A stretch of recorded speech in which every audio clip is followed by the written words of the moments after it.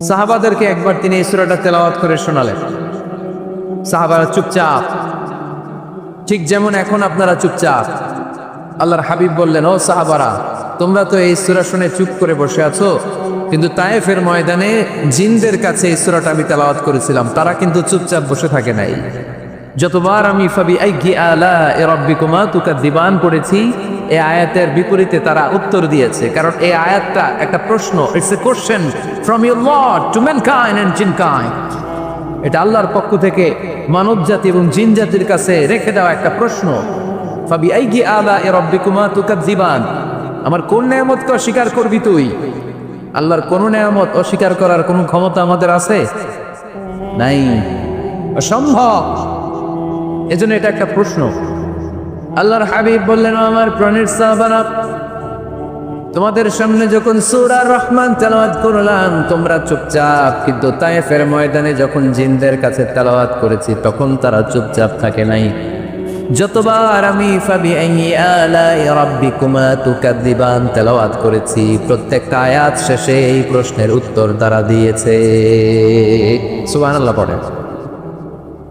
যতবার এই আয়াতটা পড়েছি প্রত্যেকবার এই আয়াত শেষে তারা প্রশ্নের উত্তর দিয়েছে। তারা প্রত্যেকবার বলেছে, লা বিশাইইন মিন নিআমিকা রাব্বানা নুকাযযিবু ফালাকাল হামদু। আল্লাহ, তোমার কোন নেয়ামত অস্বীকার করার কোনো সুযোগ নাই, সব প্রশংসার মালিক তুমি। আবার যখন এই আয়াতটা আমি পড়েছি আবার উত্তর দিয়েছে, আবার আমি পড়েছি আবার উত্তর দিয়েছে। এরকম একবার নয়, দুইবার নয়, 5 বার নয়, 10 বার নয়, 31 বার এই আয়াতটা তেলাওয়াতের পর পর জিনেরা এই আয়াতের উত্তর আমার সামনে দিয়েছে। সুবহানাল্লাহ। কোন লা বিশাইইন মিন নিআমিকা রাব্বানা নুকাযযিবু ফালাকাল হামদু। We cannot deny any of your mercy and blessings. All praises to you.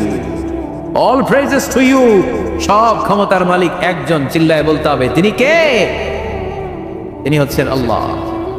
ফাবিআইয়ি আলাኢ রাব্বিকুমা তুকাযযিবান, আমার কোন নেয়ামতকে তোমরা অস্বীকার করবে? এই আয়াতটা সবার মুখস্থ আছে না নাই?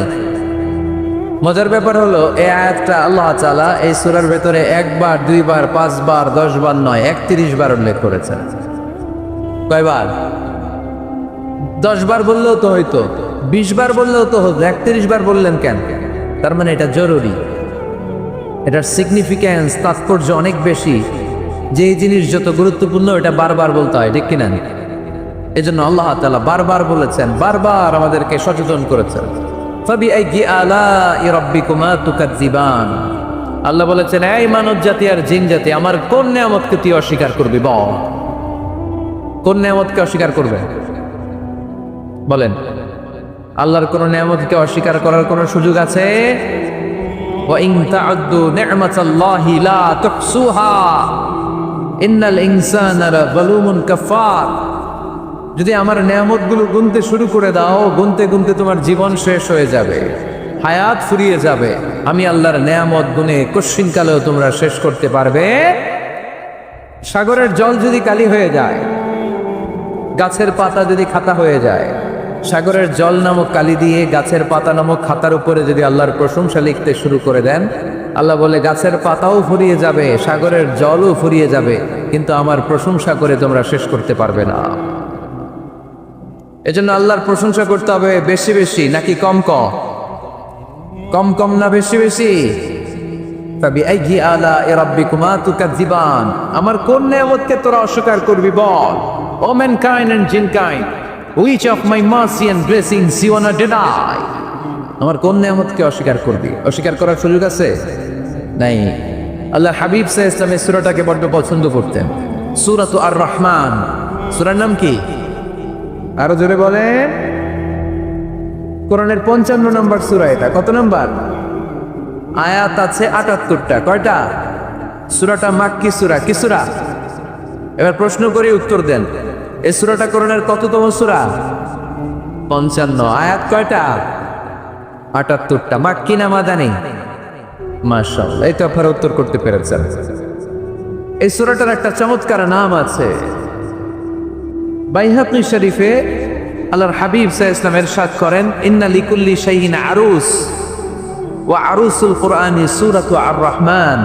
আল্লাহর হাবিব বললেন সবার জন্য একজন নববধূ আছে, কোরআনেরও একটা নববধূ আছে। কোরআনের নববধূর নাম হচ্ছে সূরা আর রহমান। আওয়াজ করে সুবহানাল্লাহ বলতে পারলেন না? নববধূ বোঝেন তো? হ্যাঁ, নতুন বউ। নববধূ মানে কি? আল্লাহর হাবিব বললেন ইন্না লিকুল্লি শাইইন আরুস ওয়া আরুসুল কুরআনি সূরাতু আর রহমান। সবার জন্য একটা নববধূ আছে, কোরআনেরও একটা নববধূ আছে। কোরআনের নববধূর নাম সূরা আর রহমান। নববধূ যেমনি বাসর রাতে হাতে পায়ে আলতা মেখে, বেনারসি শাড়ি পরে, লিপস্টিক দিয়ে, খোপায় ফুল দিয়ে, জুয়েলারি পরে, অর্নামেন্টস করে, মেকআপ করে, পার্লারিং করে তার স্বামীর জন্য ওই রাতে সে নিজেকে উজাড় করে সাজায়, ঠিক কিনা? ঠিক তেমনি আল্লাহ তাআলা এই দুনিয়াতে আমাদেরকে কি কি নেয়ামত দিয়েছেন, আবার কি কি নেয়ামত জান্নাতে গেলে দিবেন, তার সব কিছু বর্ণনা করে এই সূরাটাকে তিনি উজাড় করে সাজিয়েছেন। সূরাটার নাম কি? আরো জোরে বলেন, কি নাম? আর রহমান। একটা দুর্বল বর্ণনায় এসেছে, দুর্বল বর্ণনায়, যে আল্লাহ তাআলা, স্বয়ং আল্লাহ তাআলা জান্নাতে জান্নাতীদেরকে এই সূরা আর রহমানটা নিজ কণ্ঠে তেলাওয়াত করে শোনাবে। আমরা আল্লাহর কণ্ঠের তেলাওয়াত শুনতে চাই কি চাই না? আল্লাহর তেলাওয়াত কি আমাদের মতো তেলাওয়াত? আল্লাহ দেখতে কি আমাদের মতো? লাইসা কামিসলিহি শাই, তার মতো কেউ নাই।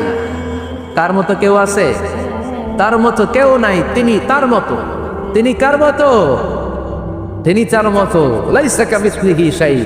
জান্নাতীরা যখন জান্নাতে ঢুকবে, আল্লাহ তাআলা প্রশ্ন করবেন, ও জান্নাতীরা, এই কোরআনে যত নাজ নেয়ামতের বর্ণনা দিয়েছিলাম তার সবগুলো কি তোমরা পাই টু পাই বুঝে পেয়েছো? জান্নাতীরা বলবে পেয়েছি। হঠাৎ এক জান্নাতি হাত তুলে বলবে, আল্লাহ একটা জিনিস তো পাই নাই। সবাই বলে পাইছি, তুমি পাও নাই। কি পাও নাই? কয় আমনেরাই তো পাই নাই। সুবহানাল্লাহ পড়বেন না? আপনাকেই তো পাই নাই। সব দেখলাম, সব খাইলাম, সব দেখলাম, কিন্তু আপনারা তো দেখলাম না। আল্লাহ তাআলা তখন বিশাল জান্নাতের এক কনফারেন্স রুমে সবাইকে বসিয়ে আল্লাহর দিদার মানুষকে দেখাবেন। আল্লাহ তাআলা তার গোপন সৌন্দর্যকে সেদিন জান্নাতীদের সামনে প্রকাশ করে দিবেন। আল্লাহর হাবিব বসবেন ওই কনফারেন্স রুমে সবার সামনে। আল্লাহর হাবিবের পেছনে বসবে অন্যান্য নবীরা, তারপরে শুহাদা, সালেহীন, আউলিয়া সবাই বসবে। ওই জান্নাতের কনফারেন্স রুমে আমরাও যেন বসার জায়গায় পাই, আল্লাহ তুমি তৌফিক দিয়ে দিও। আল্লাহ তাআলা অনেকগুলো নূরের পর্দার পেছন থেকে নূরের ঝলকানি মারবেন। ওই ঝলকানি এক মুহূর্তের জন্য দিবেন। এক মুহূর্ত। কয় মুহূর্ত? 70,000 নূরের পর্দার কথা বলা হয়। এই বর্ণনাটাও দুর্বল। পর্দা আছে কিন্তু কয় হাজার জানে কে? আল্লাহ। ওই পর্দা সরিয়ে আল্লাহ তাআলা সৌন্দর্যের বা নূরের ঝলকানির এক আলোক ছোটা জান্নাতীদের সামনে তুলে ধরবেন এক মুহূর্তের জন্য। কয় মুহূর্ত? আলোক ছোটা দিয়েই আবার নাই, আবার সরাই ফেলবে। ওই এক মুহূর্ত দেখে জান্নাতীরা পাগল হয়ে যাবে, অপলক নেত্রে তাকিয়ে থাকবে। এইভাবে চোখের পলক ফেলবে না, চোখ মেলে তাকিয়ে আছে। কিন্তু সামনে কিন্তু আল্লাহর নূর আর নাই, কারণ ওইটা আসছিল কয় মুহূর্তের জন্য? এক মুহূর্ত পরে নাই। কিন্তু কি যে দেখলাম, কত সুন্দর! কোটি কোটি বছর এরকম অপলক নেত্রে জান্নাতীরা তাকিয়ে থাকবে। ইন্নাল্লাহা জামিলুন ইউহিব্বুল জামাল। আল্লাহ নিজে সুন্দর, সৌন্দর্যকে পছন্দ করেন। আল্লাহর চাইতে সুন্দর কিছু হতে পারে? চিল্লায় বলেন, পারে? পৃথিবী সুন্দর, মানুষ সুন্দর, আসমান সুন্দর, জমিন সুন্দর, সুন্দরে সুন্দরে পাল্লা। জানি না কত সুন্দর তুমি আল্লাহ, জানি না কত সুন্দর তুমি আল্লাহ। সুবহানাল্লাহ পড়ে। আল্লাহ তাআলা তার সৌন্দর্যকে সেদিন জান্নাতীদের সামনে তুলে ধরবে। এই সূরাটা নাজিলের একটা ব্যাকগ্রাউন্ড আছে। আল্লাহর হাবিব সাল্লাল্লাহু আলাইহি সাল্লাম মক্কার জমিনে কাফিরদেরকে দাওয়াত দিতে লাগলেন, আল্লাহর ইবাদত করো, আল্লাহর জিকির করো, আল্লাহর প্রশংসা করো। এরকম দাওয়াত দিতে দিতে কিছুদিন পরে বিষ্ণু ইসলাম বলতে শুরু করলেন, রহমানের ইবাদত করো, রহমানের জিকির করো, রহমানের পায়ে সেজদায় লুটিয়ে পড়ো। তখন কাফেররা প্রশ্ন শুরু করে দিল, মুহাম্মদ এতদিন বলতে আল্লাহ, এখন কইতেছ রহমানের কথা, আসলে কোনটা? আল্লাহরে তো আমরা চিনি, রহমানরে তো আমরা চিনি না। আল্লাহর দাওয়াত দিচ্ছ, আল্লাহর গুণগান গাইছো, আল্লাহকে আমরা চিনি জানি, কিন্তু রহমানটা আবার কে? সে আবার কবে আসলো, কোত্থেকে আসলো, কবে থেকে আছে, কতদিন থাকবে? রহমানরে তো আমরা চিনি না। ওরা রহমান চিনে না। এজন্য আল্লাহ তাআলা রহমানকে চিনায় দেওয়ার জন্য আর রহমান নামে একটা সূরা নাজিল করে দিলেন। وَإِذَا قِيلَ لَهُمُ اسْجُدُوا لِلرَّحْمَنِ قَالُوا وَمَا الرَّحْمَنُ, যখন তাদেরকে বিশ্বনবী বললেন রহমানের পায়ে সিজদা দাও, রহমানের জন্য সিজদায় লুটিয়ে পড়ো, قَالُوا وَمَا الرَّحْمَنُ, তারা বলল রহমানটা আবার কে? রহমান কে? আল্লাহ চিনি, রহমানরে তো চিনি না। এখন রহমানকে এটা চিনানোর দরকার আছে না নাই? রহমানকে এটা চিনানোর জন্য আল্লাহ তাআলা আর রহমান নামে কোরআনে একটা সূরা নাজিল করলেন। চিল্লায় পড়েন আল্লাহু আকবার। কাফেরদেরকে জানানোর জন্য রব্বুল আলামিন সূরাত আর রহমান নাজিল করলেন আর বললেন আর রহমান আল্লামাল কুরআন খালাকাল ইনসান আল্লামাহুল বায়ান। দয়াময় রহমান শেখালেন কোরআন, বানালেন ইনসান, শেখালেন বায়ান। দয়াময় রহমান শেখালেন কোরআন, বানালেন ইনসান, শেখালেন বায়ান। দয়াময় রহমান শেখালেন কোরআন, বানালেন ইনসান, শেখালেন বায়ান। দয়াময় রহমান শেখালেন কোরআন, বানালেন ইনসান, শেখালেন বায়ান। আল্লাহু আকবার। আল্লাহ বলেন রহমানকে চিনো না? আর রহমান আল্লামাল কুরআন খালাকাল ইনসান আল্লামাহুল বায়ান। আমি হলাম রহমান, আমি দয়াময়, আমি মেহেরবান। আমার দয়ার কোনো শেষ নাই, আমার মায়ার কোনো শেষ নাই। আমার দয়া ভালোবাসা ছাড়া এই পৃথিবীতে কোনো কিছু হওয়া সম্ভব। ওয়াসিআত রাহমাতি কুল্লা শাই, সব জায়গায় আমার আল্লাহর রহমত আছে না নাই? আল্লাহর রহমত ছাড়া এক ফোঁটা বৃষ্টি আকাশ থেকে জমিনে ঝরে, আল্লাহর রহমত ছাড়া একটা গাছের পাতা মাটিতে পড়ে, আল্লাহর রহমত ছাড়া একটা শ্বাস আমরা ভেতরে ঢুকাতে পারি, আল্লাহর রহমত ছাড়া পৃথিবীতে কিচ্ছু সম্ভব না। চিল্লায় বলেন ঠিক কি না? আমার আল্লাহর দয়া ভালোবাসা যে কত বেশি আমরা জানি না, আমরা জানি না। আরশের বুকে আল্লাহ বিশাল সাইনবোর্ডে লিখে রেখেছেন সাবাকাত রাহমাতি গাদাবি, সাবাকাত রাহমাতি গাদাবি। এর মানে হচ্ছে আমার রাগের উপরে আমার দয়া বিজয় লাভ করেছে। সাবাকাত রাহমাতি গাদাবি, আমার রাগও আছে, আল্লাহর রাগ আছে না? আমার দয়াও আছে, আল্লাহর দয়া আছে না? আল্লাহ বললেন আমার রাগও আছে, আবার আমার দয়াও আছে। তবে জেনে রেখো আমার রাগের চেয়ে দয়া বেশি। আল্লাহর কোনটা বেশি? দয়া বেশি। আমাদের পাপ অন্যায় যত বড় হোক, মনে রাখবেন আল্লাহর দয়া তার চাইতেও বড়। নাকি ছোট? আপনি যত বড় পাপ করেন না কেন, আমাদের জন্য আল্লাহর পক্ষ থেকে দয়া আছে না নাই? বনি ইসরাইলের এক লোক সিরিয়াল কিলার ছিল, খালি মার্ডার করতো, সিরিয়াল মার্ডার। একটা, দুইটা, তিনটা, 10টা, 5টা করতে করতে করতে করতে 99টা মার্ডার করছে। কয়টা? এলাকায় আছে না কিরকম কেউ? 99টা মার্ডার। কল্পনা করা যায়? 99 জন মানুষকে সে নিজ হাতে হত্যা করেছে। 99 মার্ডার করার পরে তার মনে ভয় আসলো, হায়রে না জানি আল্লাহ আমার সাথে কেমন আচরণ করে আখিরাতে। আমার তওবা আছে কিনা কপালে জানি না, আমার তো ক্ষমা নাই, কি করব আমি? তো সে লোকজনদেরকে জিজ্ঞেস করলো আমার ক্ষমা আছে কিনা, এটা কে বলতে পারবে? আমাকে আল্লাহ মাফ করবে কিনা? তারা সবাই বললো এই এলাকায় এক আল্লাহর ওলি আছে, তার কাছে যাও। সে আল্লাহর ওলির কাছে যেয়ে বলে, ও আল্লাহর ওলি, আমি 99টা হত্যা করেছি, 99টা মার্ডার, আমার কপালে ক্ষমা আছে কিনা তুমি একটু বলো। আল্লাহর ওলি কই, কি বললা? 99টা মার্ডার? হায় হায় সর্বনাশ, তোর কোনো ক্ষমা নাই। এবার যে মার্ডার করছে ও কয়, আমার যেহেতু ক্ষমা নাই, তোরে বাঁচায় রেখে লাভ কি, তোরেও দিলাম শেষ করে। এবার সেঞ্চুরি করে ফেলাইছে। কথা বুঝতেছেন? আমার যেহেতু ক্ষমা নাই, তো তোরে বাঁচায় রেখে কি লাভ, তোরেও শেষ করে দিলাম। এবার সেঞ্চুরি। সেঞ্চুরি করার পরেও ভয় আসে না নাই অন্তরে? অন্তরে তো আল্লাহর ভয়, কই যাবে? খুঁজতে লাগলো কে সমাধান দিতে পারবে। একজন বললো ওই এলাকায় একজন বড় আলেম আছে, ওই আলেমের কাছে যাও। সে আলেমের কাছে যেয়ে বলে, আলেম, আমি 99টা হত্যা করেছি, এখন আমার বড্ড ভয় হয়, আল্লাহ আমারে মাফ করবে কিনা, তুমি একটু আমারে বলো। আলেম বলে, তোমার গুনাহ যত বড়ই হোক, আমার আল্লাহর দয়া তার চাইতেও বড়। তুমি কি পাপ করেছো, কি অন্যায় করেছো? তুমি জানো না আমার রব কত মেহেরবান, তিনি কত দয়ালু, তিনি ভালোবাসার আধার, তিনি করুণার আধার। তোমার পাপ অন্যায় যদি হয় খালের পানির সমান, বিলের পানির সমান, আমার আল্লাহর দয়া সাগরের পানির সমান। তোমার পাপ আর অন্যায় যদি হয় পাহাড়ের সমান, আমার আল্লাহর ভালোবাসার দয়া হচ্ছে আকাশের সমান। তুমি যদি তওবার মতো তওবা করতে পারো, ক্ষমার মতো ক্ষমা চাইতে পারো, চোখের পানি ছেড়ে, চোখের পানির বড় দাম, চোখের পানির মধ্যে বিশাল কারিশমা, এটা আল্লাহ খুব পছন্দ করে।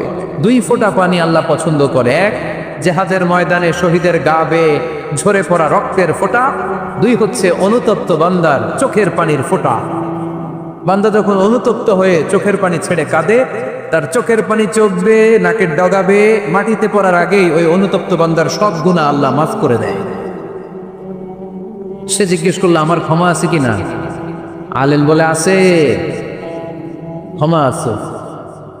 তওবার মতো তওবা কর, তাওবাতান নাসুহা, তওবার মতো তওবা করলে আল্লাহ ঠিকই মাফ করবে। সে এতটাই অনুতপ্ত হলো, এতটাই, সে আল্লাহর কাছে ক্ষমা চাইতে শুরু করলো।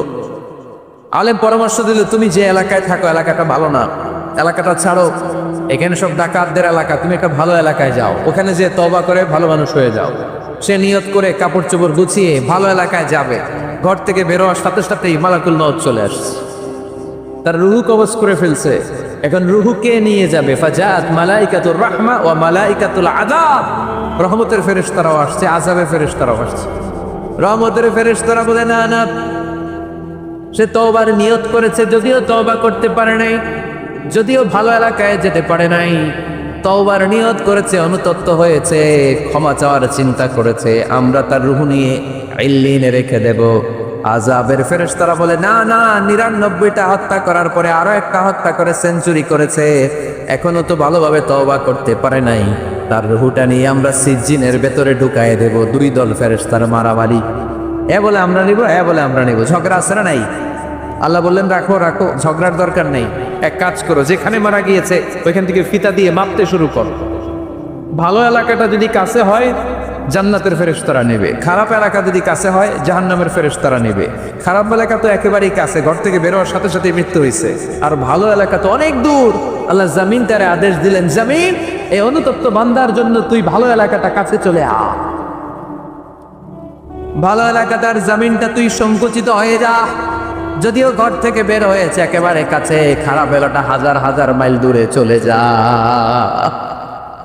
ফিতা দিয়ে মাপ দিয়ে দেখে সর্বনাশ, ভালো এলাকাটা তো একেবারেই কাছে, খারাপ এলাকাটা অনেক দূরে। আল্লাহর ফয়সালা অনুযায়ী রহমতের ফেরেশতারা তার রুহুকে নিয়ে জান্নাতের ভেতরে ঢুকিয়ে দিয়েছে। 99টা হত্যা করার পরে আরো একটা হত্যা করে সেঞ্চুরি, 100টা খুন করছে। আপনি কয়টা করছেন? আমি কয়টা করছি? তো 100টা খুন করে যদি ও মাপ পেতে পারে আমার আল্লাহর কাছ থেকে, আমরা কি ক্ষমা পেতে পারি না? ওর পাপের কাছে আমাদের পাপ কি? কয়টা ওয়াক্ত নামাজ ছাড়ছেন আপনি? কয়টা মিথ্যা কথা বলছেন? কতবার ঘুষ খাইছেন? কত টাকা সুদে লাগাইছেন? কত অন্যায় করছেন? কত জুলুম করেছেন? মনে রাখবেন, আপনার পাপ, আপনার অন্যায়, আপনার জুলুম যত বড় হোক না কেন, আমার আল্লাহর দয়া তার চাইতে বড়। এজন্য আল্লাহ নিজের পরিচয় দিয়ে বললেন, আর রহমানু আল্লামাল কুরআন খালাকাল ইনসান আল্লামাহুল বায়ান। আমি রহমান, আমি দয়ার সাগর। আমি কি? আল্লাহ তুমি দয়ার সাগর, রহমানুর রহিম, তোমার দয়াই পূর্ণ আমার সারা নিশিদিন, তোমার দয়াই পূর্ণ আমার সারা নিশিদিন। আলহামদুলিল্লাহ পড়ে। তাহলে বুঝতে পারলাম আমার আল্লাহর দয়ার কোনো শেষ আছে? চিল্লায় বলতে হবে, আছে। দয়া আর ভালোবাসাকে সৃষ্টি করার পরে আল্লাহ তাআলা 100 টুকরা করলেন। কয়শো টুকরা? সবাই শুনতেছেন? কষ্ট হচ্ছে তো? উত্তর দিচ্ছেন না যে। কত টুকরা করলেন? 100 টুকরা করে 99 টুকরা দয়া ভালোবাসা আল্লাহ তাআলা নিজের কাছে রেখে দিলেন, আর 1 টুকরা দয়া আর ভালোবাসা আল্লাহ তাআলা গোটা বিশ্বের সবার মাঝে ভাগ করে দিলেন। আমরা সবাই মিলে পাইছি কয় টুকরা ভালোবাসা? উনি রেখে দিয়েছেন কয় টুকরা? ওই 1 টুকরার কিছু অংশ আমিও তো পাইছি, তাই না? আপনি পেয়েছেন, আমরা সবাই পেয়েছি, গোটা বিশ্বের সবাই, আদম আলাইহিস সালাম থেকে শুরু করে কিয়ামত পর্যন্ত যারা আসবে, এসেছিল এবং এখন আছে, সবাই মিলে কয় টুকরা? ওনার কাছে কয় টুকরা? কিন্তু এই 1 টুকরা যে আমরা সবাই ভাগে যোগে পাইলাম, আমাদের ভালোবাসার নমুনা দেখছেন? একজন আর একজনের ভালোবেসে বলে আত্মহত্যা করে ফেলে, আছে না নাই? আছে না? সালমান শাহ মারা গেছে, এই দেশের কয়েকটা মেয়ে গলায় রশি দিয়ে আত্মহত্যা করছে, শুনছেন? অমুক সেলিব্রিটির কি হয়েছে, ছাদ থেকে লাফ দিয়ে পরে মাথা ফোটায় ফেলছে। ভালোবাসা আছে না নাই? যারে ভালোবাসে তার নাম আবার ছেলেরা হাতের মধ্যে কেটে কেটে লেখে। শরীয়তপুরে এগুলো নাই আলহামদুলিল্লাহ। হ্যাঁ, প্লাস দিয়ে লেখে, প্লাস। ধরেন আব্দুল্লাহ প্লাস শামিমা, তো এ প্লাস এস, রক্ত দিয়ে লেখে, রক্ত। আমি অবাক হই, নিডেল সুই দিয়ে কেটে কেটে লেখে আব্দুল্লাহর এ প্লাস শামিমার এস। কি ভালোবাসা! 1 ভাগ ভালোবাসার ছিটে ফোটা সবাই মিলে পাইছে। এটা ঠেলা যদি এরকম হয়, তাহলে যিনি 99 ভাগ ভালোবাসা রেখে দিয়েছে তার ভালোবাসা বেশি না কম? দেখেন, ছোট্ট বাচ্চাটা রাতে খেতে চায় না, মা যদি বলে খাও, বলে না, খাবো না। আব্বু অফিস থেকে আসুক, আব্বুর কোলে বসে বসে আব্বু আর আমি একসাথে খাবো। এই ছোট্ট বাচ্চারা কিছু বোঝে না, কিন্তু তারপরও তার বাবার জন্য ভালোবাসা তার হৃদয়ে ঢুকাই দিছে কে? আপনাদের এলাকায় মুরগি পালেন না আপনারা? মুরগি যখন বাচ্চা নিয়ে হাঁটে, দেখবেন মুরগি ছানা ধরা যায় না, ধরতে গেলে মা মুরগিটা কি করে? কামড় দিতে আসে। এই ছোট্ট বাচ্চাগুলোর জন্য মা মুরগিটার হৃদয়ের ভিতরে ভালোবাসা ঢুকাই দিল কে? আমি পত্রিকাতে এমনও দেখেছি, বন্যায় এক মা পানি খেতে খেতে খেতে খেতে খেতে খেতে মরে গিয়েছে, কিন্তু শিশুটাকে একটা বালতির মধ্যে চাপিয়ে মাথায় তুলে ধরে রেখেছে। মা পানি খেতে খেতে নিজের জীবনকে বিলিয়ে দিয়েছে, কিন্তু বাচ্চাটা মরে নাই। বাচ্চার জন্য কি ভালোবাসা! এই ছোট্ট বাচ্চার জন্য মায়ের হৃদয়ে জান স্যাক্রিফাইসের মতো এই ভালোবাসা ঢুকাই দিল কে? কিছুদিন পরে আবার আসতেছে বিশ্ব ভালোবাসা দিবস। তখন দেখা যাবে ভালোবাসা কারে কয়। মাদারীপুরের কোনো ফুল বাগান আর খুঁজে পাওয়া যাবে না ফুল, ঠিক কিনা? এই শরীয়তপুর এলাকায় নিশ্চয়ই আপনারা শরীয়ত লঙ্ঘন না করে ইসলামকে প্র্যাকটিস করেন, নাকি এখানেও বিশ্ব ভালোবাসা আছে? হ্যাঁ, আছে তো। শরীয়তপুর না? হ্যাঁ, ওই দিন 14 ফেব্রুয়ারি শরীয়ত যায় কই? এগুলোর সাথে ইসলামের কোনো সম্পর্ক? আমাদের প্রতিদিনই ভালোবাসা, সকালে ভালোবাসা, বিকেলে ভালোবাসা, সন্ধ্যায় ভালোবাসা, শীতকালে ভালোবাসা, গ্রীষ্মকালে ভালোবাসা। আমাদের ইসলামে শুধু ভালোবাসাবাসি, ঠিক কিনা? রাসূল আমার ভালোবাসা, রাসূল আমার আলো আশা, রাসূল আমার প্রেম বিরহের মূল আলোচনা, রাসূল আমার কাজে কর্মের অনুপ্রেরণা। চিল্লায় পড়েন আল্লাহু আকবার। আমাদের ভালোবাসার কোনো কমতি আছে? 24 ঘন্টা আমাদের ভালোবাসা আছে না নাই? 365 দিন আমাদের ভালোবাসা আছে না নাই? এই জন্য আলাদা করে আমাদের কোনো দিন লাগে না বিশ্ব ভালোবাসা দিবস দরকার হয় না। যারা মাকে দেখতে পারে না, বাবারে দেখতে পারে না, এরা একদিনের জন্য মা বাবাকে উইশ করতে যায়, আর নাম দিছে বিশ্ব মা দিবস, বিশ্ব বাবা দিবস। কিছুদিন আগে দেখলাম বিশ্ব ডিম দিবস। কি দিবস? আমি কি মিথ্যা বললাম? ছিল একটা বিশ্ব ডিম দিবস। কিছুদিন পরে বানাবে বিশ্ব বাঁশ দিবস, যে যারে বাঁশ দিতে পারে। এরপর একটা বানাইছে শুনলাম বিশ্ব চিন্তা দিবস। তো এটা কি দিবস? এই দিন আমরা সবাই মিলে চিন্তা করি যে আসলে আমাদের কি চিন্তা করা দরকার, আছে না নাই? তো এই যে ওরা বিশ্ব মা দিবস, international mother day, international father day. মা দিবস, বাবা দিবস বছরে একবার ওল্ড হোমে রেখে আসে, বৃদ্ধাশ্রমে। যেহেতু সারা বছর বৃদ্ধাশ্রমে, বছরে একদিনও যদি মারে স্মরণ না করি কেমন হয়? তো একদিন ওই মা দিবসে মারে একটা কার্ড দিয়ে উইশ করে আসে, কিছু টাকা দিয়ে আসে।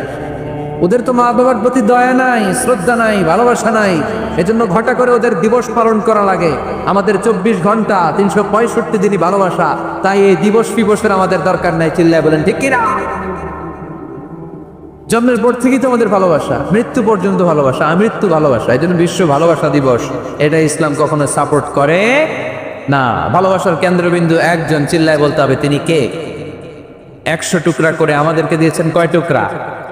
উনি রেখেছেন কয় টুকরা? দেখেন, এক টুকরার ঠেলায় বিশ্ব ভালোবাসা দিবস আমরা পালন করি। ভালোবাসার গান, ভালোবাসার নাটক, ভালোবাসার ফিল্ম, ভালোবাসার কবিতা, অভাব নাই। কত ভালোবাসার স্টোরি আপনারা জানেন, এত ভালোবাসা। কিন্তু সবাই মিলে ভালোবাসার এক অংশ আমরা ভাগে যোগে পেয়েছি। এক অংশের নমুনা যদি এমন হয়, 99 টুকরা ভালোবাসা যিনি রেখে দিয়েছেন নিজের মধ্যে, তার ভালোবাসা বেশি না কম? চিল্লায় বলেন বেশি না কম? এজন্য আমরা আল্লাহর ভালোবাসার ভিখারি, আমরা আল্লাহ তাআলার রহমতের ভিখারি। আল্লাহর রহমত ছাড়া কেউ কোনোদিন জান্নাতে যেতে পারবে? কোনোদিন নিজের আমল নিয়ে বড়াই করবেন না। আপনারা কি ভাবেন যে আপনার আমল দিয়ে আপনি জান্নাতে যাবেন? শরীয়তপুরের আজকের এই প্যান্ডেলে যারা বসে আছেন, কার এরকম ভরসা আছে যে হুজুর আমি এত আমল করেছি, আমার আমলের বদৌলতে আমি জান্নাতে ঢুকবো? কে কে আছেন দেখি? আল্লাহর ওলি আছে? এরকম কোন আল্লাহর ওলি হ্যাঁ আছে? নাই। আল্লাহর হাবিব বললেন, আল্লাহর রহমত ছাড়া, ভালোবাসা ছাড়া কেউ কোনোদিন জান্নাতে ঢুকতে পারবে? আম্মা জান আয়েশা বললেন, ইয়া রাসূলুল্লাহ আপনিও না? আল্লাহর হাবিব বললেন, না আমিও না, তবে আল্লাহর রহমত আর দয়া সেদিন আমাকে ঘিরে রাখবে। মান নুকিশা উযিবা, যার হিসাব আল্লাহ সেদিন চাইবেন সে ধরা খেয়ে যাবে। সব সময় আল্লাহর কাছে এই দোয়াটা যেন আমরা করি, আল্লাহ কিয়ামতের দিন তুমি আমার হিসাব নিও না, আল্লাহ তুমি আমার বিচার বসিও না, আল্লাহ তুমি দয়া করে আমারে মাফ করে দিও। আল্লাহ যার বিচার করবেন ও জাহান্নামে যাবে, আর যার বিচার করবেন না সে জান্নাতে যাবে।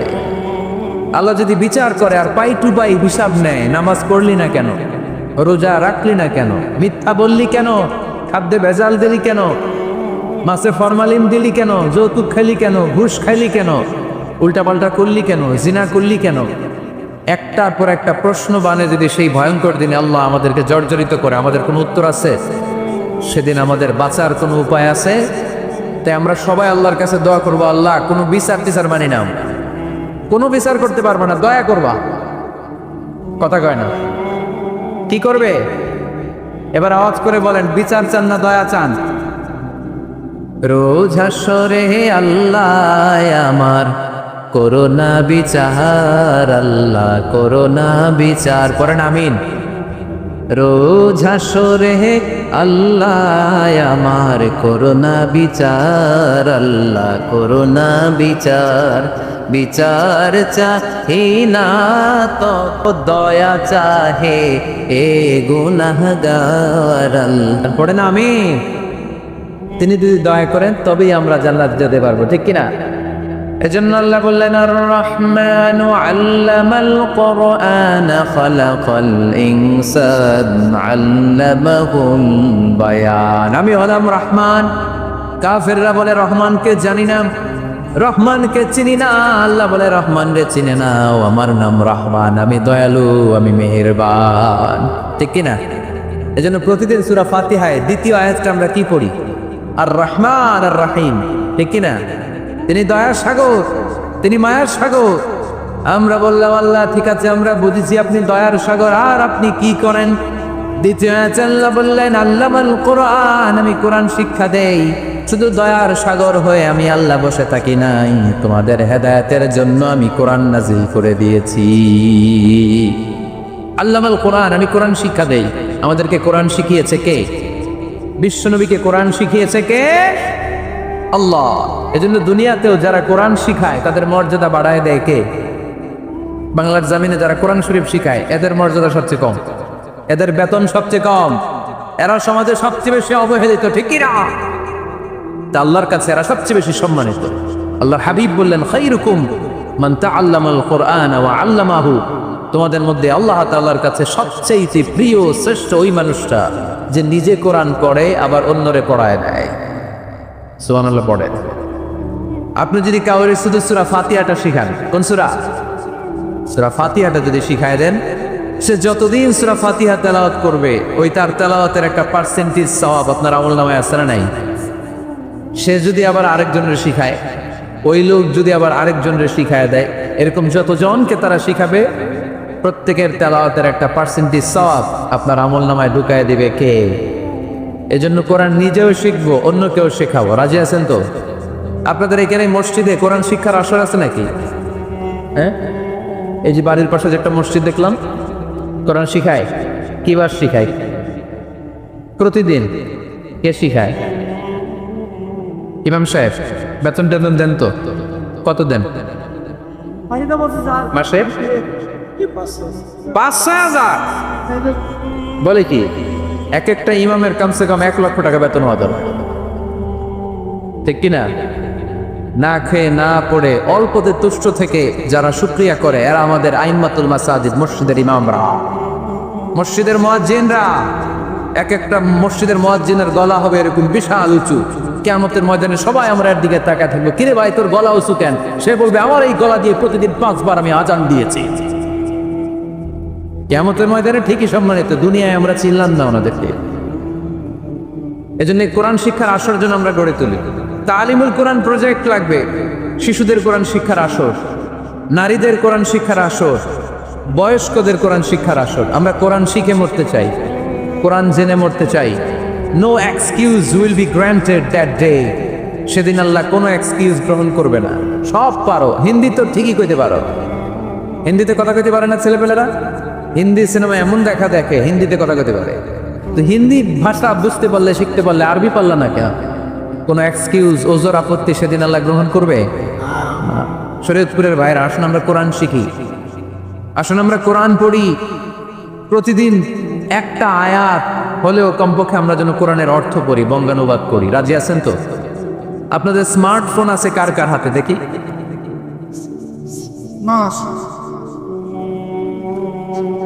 আপনারা কি অ্যানালগ? স্মার্ট আপনি? মাশাআল্লাহ। তোমরাও কি স্মার্ট? হ্যাঁ, ঠিক আছে, হাত নামাও, হাত নামান সবাই। তো এই যে স্মার্টফোন আসছে স্মার্ট বানাইতে, যেই ফোনের মধ্যে কোরআন নাই সে আনস্মার্ট, ঠিক কিনা? যার মোবাইলের ভেতরে কোরআনের অ্যাপস আছে, ডাউনলোড করে অ্যাপস রেখেছে, সেই হচ্ছে আসল smart. He is the real hero, he is the real smart. এজন্য মোবাইলের অ্যাপসের ভেতরে কোরআন ঢুকাইতে হবে। শরীয়তপুরের ছেলেরা খুব সহজ, অ্যান্ড্রয়েড সাইট ইউজ করলে প্লে স্টোরে যাও, যে তুমি বাংলা কোরআন লিখো চলে আসবে। আইফোন যদি ইউজ করো অ্যাপ স্টোরে যাও, ওখানে যে বাংলা কোরআন লিখো চলে আসবে। সহজ। এত সহজ হওয়ার পরেও আল্লাহ কি বললেন আমরা যদি না শিখি, না জানি, আল্লাহ কি ক্ষমা করবে? যা বলার সব আল্লাহ বলে দিয়েছে এই কোরআনে। এই কোরআনে শুরু হয়েছে বিসমিল্লাহির রহমানির রহিম দিয়ে, মানে বা দিয়ে। কি দিয়ে? চিল্লায় বলেন না, কি দিয়ে? বা দিয়ে। আর এই কোরআন শেষ হয়েছে সূরাতুন নাস দিয়ে, যে সূরার শেষ আয়াত হচ্ছে মিনাল জিন্নাতি ওয়ান নাস। বার সিন মিলাইলে কি হয়? বাস। এবার বাসে চড়া শরীয়তপুর শহরে যাব। ওই বাস না, এই বাস মানে যথেষ্ট, এই বাস মানে সাফিসিয়েন্ট, কাফি। আল্লাহ বুঝালেন এই 30 পারায় 114টা সূরায় আমি যা দিয়েছি এটাই বাস, যথেষ্ট। নতুন করে আর কিচ্ছু লাগবে না। চিল্লায় বলেন ঠিক কি না? সে কোন বন্ধু বলো বেশি বিশ্বস্ত? সে কোন বন্ধু বলো বড় বিশ্বস্ত? কার কাছে মন খুলে দেয়া যায়, কার কাছে প্রাণ খুলে দেয়া যায়, হওয়া যায় অতি আশ্বস্ত। তার নাম আহমদ বড় বিশ্বস্ত। সুবহানাল্লাহ পড়েন। সাইয়েদনা ঈসা আলাইহিস সালামকে আল্লাহ পৃথিবীতে পাঠিয়েছেন শুধু এই অ্যানাউন্সমেন্টটা দেওয়ার জন্য যে ইয়াতি মিন বাদি ইসমুহু আহমদ, আমার পরে একজন নবী আসবে যার নাম হবে আহমদ। আহমদ বড় বিশ্বস্ত। এজন্য রাসূল সাল্লাল্লাহু আলাইহি ইসলামকে আমরা নবী হিসেবে পেয়ে খুশি না বেজার? ইসলামকে ধর্ম হিসেবে পেয়ে খুশি না বেজার? কিন্তু অনেকেই আমরা যে মুসলমান এটা নিয়ে খুশি না। তারা সাহসিকতার সাথে ঘোষণা দিতে পারে না যে ইন্নী মিনাল মুসলিমিন। কিন্তু আমাদের ইসলাম নিয়ে গর্ব করা উচিত, কারণ এই ধর্মকে পাঠিয়েছে কে? এটা মন মস্তিষ্ক প্রসূত কোনো ধর্ম নয়, ঠিক কিনা? এটা কি আমাদের বাপদাদার কথা অনুযায়ী চলে? ইসলাম কি নেতার কথা অনুযায়ী চলে? মসজিদের ইমামের কথা অনুযায়ী চলে? ইসলামের বিধানগুলো সরাসরি নাজিল করেছে কে? সাইয়েদনা ওমর ফারুক বলতেন, নাহনু কওমুন আ'আজ্জানাল্লাহু বিল ইসলাম, আমরা তো এমন জাতি যে জাতিকে আল্লাহ তাআলা ইসলামের দ্বারা সম্মানিত করেছে। আমাদের সম্মান ইসলামে। আমাদের সম্মান কোথায়? ফাইন ইবতাগাইনাল ইজ্জাতা বিগাইরিহি আযাল্লানাল্লাহ। ইসলাম রেখে দিয়ে অন্য কোথাও যদি আমরা সম্মান তালাশ করি তাহলে আমাদেরকে অপমানিত করে ছাড়বে কে? এজন্য আমরা যে মুসলমান এটা বুক ফুলিয়ে বলা যাবে তো? পৃথিবীর সব নবীরা মুসলমান ছিলেন। আল্লাহর দেয়া ধর্মের নাম হচ্ছে ইসলাম, এবং এই ইসলামের বিজয় অবশ্যম্ভাবী। পড়েন সুবহানাল্লাহ। যার প্রমাণ আমরা পত্রপত্রিকা খুললে, ইন্টারনেট ব্রাউজ করলে, BBC news, Al Jazeera news, CNN, cable news নেটওয়ার্কের নিউজ পড়লে আমরা জানতে পারি যে গোটা বিশ্বের বিভিন্ন ধর্মাবলম্বী লোকেরা নিজেদের ধর্ম রেখে দিয়ে তারা কালিমা পড়ে মুসলমান হয়ে যাচ্ছে। খুশি লাগে আপনাদের? আপনারা কি জানেন যে আমরা ইবাদত করি মসজিদে, খ্রিস্টানরা ইবাদত করে কোথায়? গির্জায়, তাই না? গির্জাকে ইংরেজিতে কি বলে জানেন? চার্চ বলে।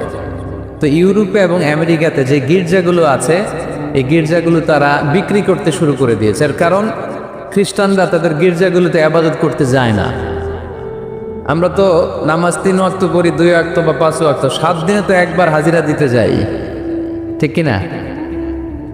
তো ওদের এমন দশা যে ওদের গির্জাগুলোতে 1 মাসও যায় না, 6 মাসও একবার যায় না। তো এই গির্জা রাইখা লাভ আছে?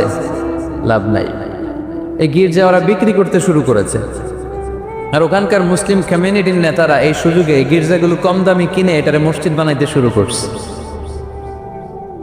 ইউরোপ আমেরিকাতে আলহামদুলিল্লাহ আপনারা শুনে খুশি হবেন, ওরা ইসলামিক সেন্টার বলে এগুলোরে। কি বলে? Islamic centre. আমাদের এরকম ইসলামিক সেন্টার করা দরকার, যেখানে দার্স হবে, দার্স, রেগুলার দার্স হবে। এই যে তাফসির মাহফিলগুলো বছরে একবার, গত বছর আসছিলাম এখানে, আবার 1 বছর পরে দেখা, কি শিখলেন কি শিখলেন না, কি বুঝলেন কি বুঝলেন না, আর জানাশোনার সুযোগ হয়েছে নাই। কিন্তু সেন্টার যদি হয়, ওখানে শিশু কিশোরদের আলাদা কোরআন শিক্ষার আসর, আমার বোনদের আলাদা শিক্ষার আসর, বয়স্কদের আলাদা কোরআন শিক্ষার আসর, তারপরে সেখানে হেজামা সেন্টার থাকবে, রুকিয়া সেন্টার থাকবে, তালিম, তাদরিস, তারবিয়ার সব ব্যবস্থাপনা থাকবে। এজন্য সব জায়গায় এরকম সেন্টার থাকার দরকার আছে না নাই? যতদিন আমরা এই ইউনাইটেড থাকব ততদিন আমাদের দিকে চোখ তুলে তাকাবার খবরদারি কারো থাকবে না। আর ইউনিটি যখন ব্রেক ডাউন করবে, আমরা শতদা বিভক্ত, একজন আরেকজনের গালি দিবে, একজন আরেকজনের কাফের বলবে, তখনই সমাজের সব শান্তি সুখ এগুলো বিনষ্ট হতে চলবে। জোরে বলেন ঠিক কি না? মুসলিম উম্মার মধ্যে এখন এই সমস্যা, ইউনিটি নাই। We don't have any central leadership, আমাদের কেন্দ্রীয় নেতৃত্ব নাই। এই যে ফিলিস্তিনে যে মারে আমাদেরকে পাখির মতো গুলি করে, মিয়ানমারের রাখাইন রাজ্য থেকে 10 লক্ষ মুসলমান তাড়ায় দিল টেকনাফে, এখন তারা পাহাড়ি এলাকায় আশ্রয় নিয়েছে। সিরিয়াতে মার খেয়ে গোটা বিশ্বে এরা ছড়িয়ে আছে। এই যে মুসলমানরা গোটা বিশ্বে মার খায়, আমাদের পক্ষে কথা বলার মতো আমাদের কোনো কেন্দ্রীয় লিডার আছে? সেন্ট্রাল লিডারশিপ নাই। আল খিলাফা আল ইসলামিয়া, ইসলামিক ক্যালিফেট, এটা নাই। এই সেন্ট্রাল লিডারশিপ না থাকার কারণে গোটা বিশ্বে আমরা আজ নির্যাতিত, নিষ্পেষিত। আমাদের কোনো মা বাপ নাই, জোরে কোন ঠিক কিরা?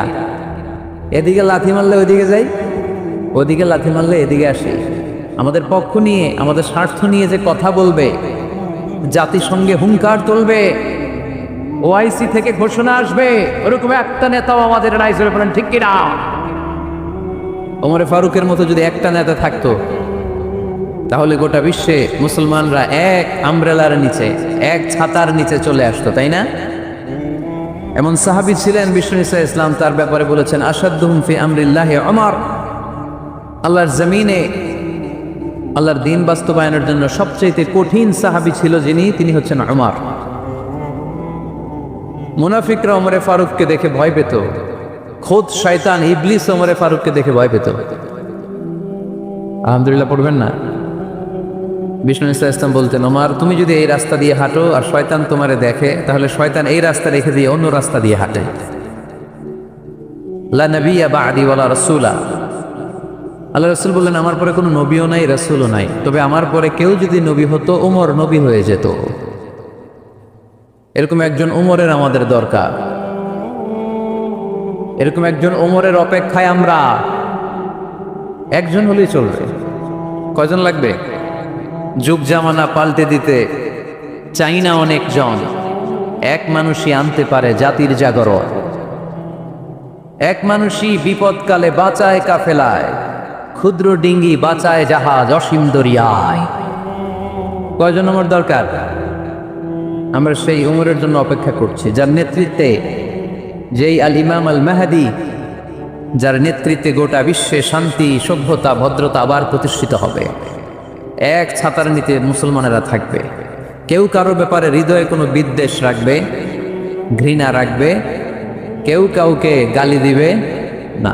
এই সুসম্পর্ক, এই ঐক্যের জন্যই ইসলাম। একসাথে উদখুলু ফিস সিলমি কাফা, পরিপূর্ণভাবে সবাই মিলে ইসলামের রশিকে আঁকড়ে ধরো, তাহলেই বরকত দিবে কে? ওমরে ফারুক বলতেন, নাহনু কওমুন আ'আজ্জানাল্লাহু বিল ইসলাম। আমরা তো এমন জাতি যে জাতিকে আল্লাহ তাআলা ইসলাম দিয়ে সম্মানিত করেছে। আমাদের সম্মান ইসলামে। এখন ইসলাম রেখে দিয়ে অন্য জায়গায় সম্মান খুঁজি, এজন্যই লাথি খাই, এজন্যই অপমানিত, এজন্যই নেতৃত্ব শূন্য। জোরে বলেন ঠিক কিনা? গোড়ার দিকে যদি না যাই, মূলের দিকে যদি ফিরে না আসে, আমাদেরকে গালি দেয় মৌলবাদ।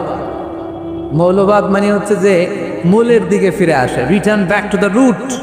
শিখড় থেকে, শেকড় থেকে শিখরে। শিখরে যেতে হলে আগে শেকড়ে যেতে হবে। জোরে বলেন ঠিক কিনা? এজন্য ঐক্যের কোনো বিকল্প নাই। আমি আমার আলোচনার শুরুতে এই মেসেজটা আপনাদের কাছে ড্রপ করতে চাই যে আসুন আমরা কাদা ছোড়াছুড়ি ছেড়ে দেই, হিংসা বিদ্বেষ ভুলে যাই, হৃদয়টারে সবার জন্য উজাড় করে দেই। মুমিনদের হৃদয়ে থাকবে সবার জন্য ভালোবাসা। কি থাকবে? আল্লাহ রাসূল সাল্লাল্লাহু আলাইহি ওয়াসাল্লাম মক্কা থেকে যখন মদিনাতে গেলেন, তিনি দেখলেন দলে দলে লোকজন কালিমা পড়ে মুসলমান হচ্ছে। বড় একটা মুসলিম কমিউনিটি গড়ে উঠল। আল্লাহ রাসূল সাল্লাল্লাহু আলাইহি ওয়াসাল্লাম খেয়াল করে দেখলেন ওখানে শুধু মুসলিম কমিউনিটি নয়, ওখানে জিউস কমিউনিটি আছে, মানে ইহুদি কমিউনিটি। মদিনাতে ইহুদিরাও থাকতো। আবার খেয়াল করে দেখলেন আশেপাশে খ্রিস্টান কমিউনিটিও আছে। তাহলে মোট কয়টা কমিউনিটি হইল? রাসূল সাল্লাল্লাহু আলাইহি ওয়াসাল্লাম এই তিন দলকে নিয়ে একটা চার্টার করলেন। চার্টার, ইতিহাসে এটা মদিনা চার্টার নামে পরিচিত। মদিনা সনদ। সুবহানাল্লাহ পড়েন। তিন ধর্মের লোক, তিন জাতি একসাথে থাকে, আর আমরা এক বাঙালি এক দেশে থাকতে পারি না। এক দল আরেক দলের বলে তুমি ভারতপন্থী, ওই দল আরেক দলের বলে তুমি পাকিস্তানপন্থী। বাংলাদেশপন্থী কেউ হতে চায় না। আমরা কোন পন্থী? জোরে বলতে হবে। দেশের স্বার্থটারে সামনে নিয়ে আসতে হবে। তো সম্মানিত সুধী, রাসূল সাল্লাল্লাহু আলাইহি ওয়াসাল্লাম ইহুদিদের সাথে বসেছেন। মদিনা চার্টারে যদি তিন ধর্মের লোক থাকে, মানে Muslim community, Jews community and the Christian community যদি থাকে, তার মানে মদিনা সনদের মধ্যে স্বাক্ষর করেছিল তিন কমিউনিটির নেতারা।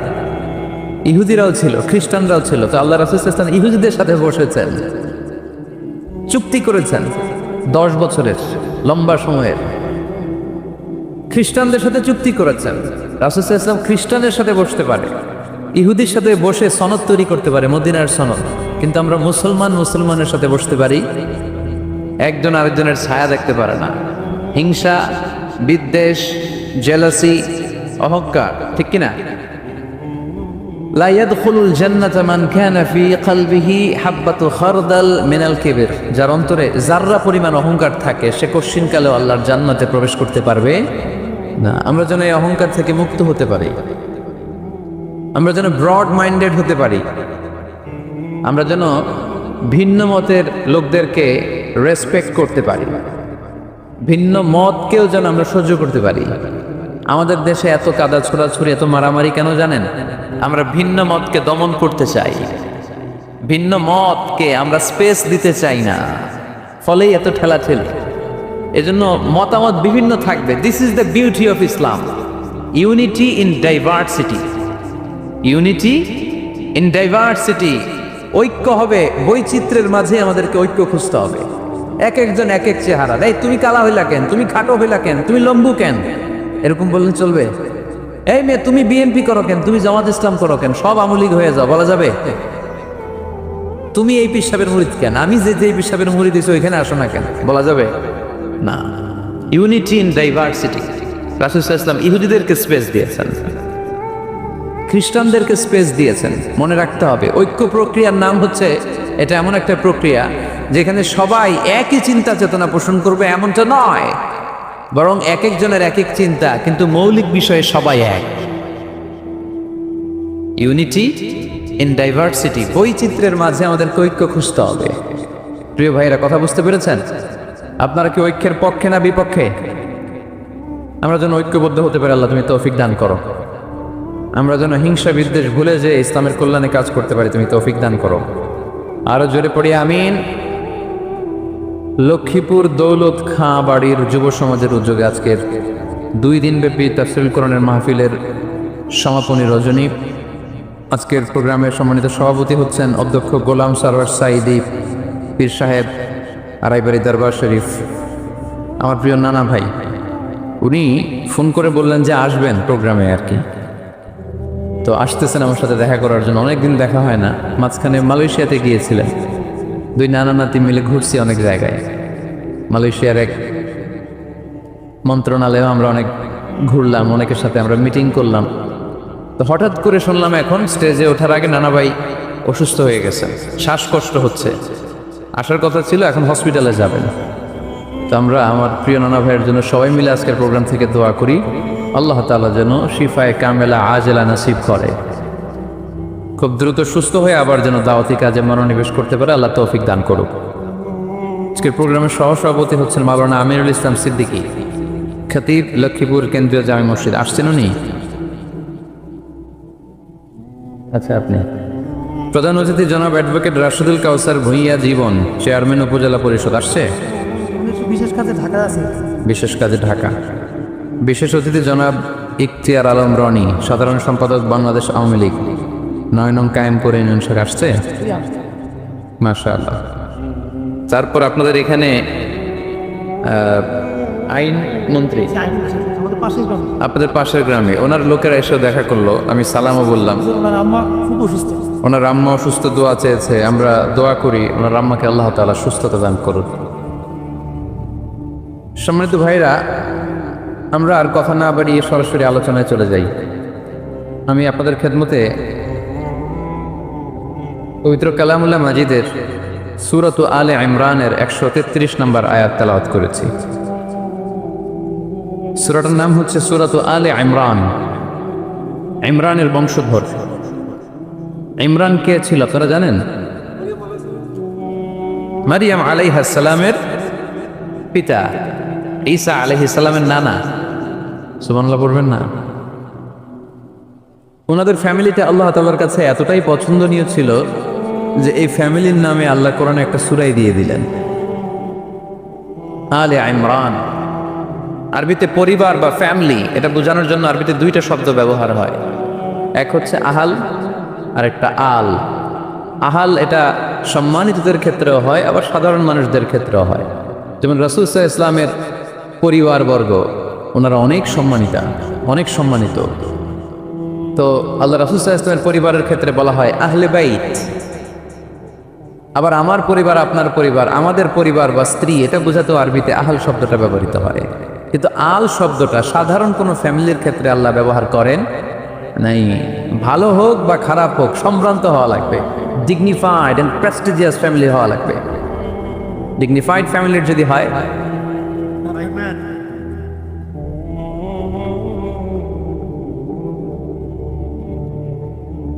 very dignified and prestigious family যদি হয়, হয়েছে এই তো ঠিক হয়ে গেছে, বসো বসো বসে যাও। Very dignified and prestigious family যদি হয়, সেক্ষেত্রে আল্লাহ কোরআনে আল বলেছেন। যেমন ইমরানের পরিবারের কথা বোঝাতে যে আল্লাহ বলেছেন আলে ইমরান। দাউদ আলাইহিস সালামের পরিচয় দিতে যে পরিবারের কথা বলতে যে আল্লাহ বলেছেন আলে দাউদ। আবার ফেরাউনের বংশ বা পরিবারের কথা বলতে যে আল্লাহ বলেছেন আলে ফেরাউন। তাহলে পরিবারের আরবি দুইটা, একটা আল আর একটা আহাল। আহাল এটা সম্মানিত এবং সাধারণ উভয় ক্ষেত্রেই ব্যবহার করেন আল্লাহ তাআলা। আর আল এটা শুধু ডিগনিফাইড অ্যান্ড প্রেস্টিজিয়াস ফ্যামিলি, ভালো হোক ফ্যামিলিটা বা খারাপ হোক সেক্ষেত্রে আল্লাহ ব্যবহার করেন। তারই ধারাবাহিকতায় ইমরান ওনার যে ফ্যামিলি, মারিয়াম আলাইহিস সালাম ছিলেন তার কন্যা, তার স্ত্রীর নাম ছিল হান্না বিনতে ফাখুস। এই ফ্যামিলিটা আল্লাহর কাছে বড্ড প্রিয় একটা ফ্যামিলি। এজন্য আল্লাহ তাআলা এই ফ্যামিলির নামে কোরআনে একটা সূরা দিয়েছেন।